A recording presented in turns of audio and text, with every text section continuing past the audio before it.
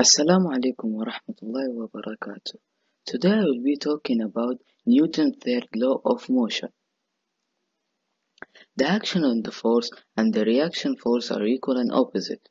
The statement means that in every interaction there is a pair of forces acting on the two interacting objects. The size of the forces on the first object equals the size of the force on the second object.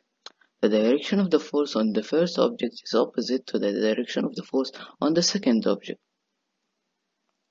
Example: while rowing a boat, when you want to move forward on a boat, you paddle by pushing the water backwards, causing you to move forward, just like in the image.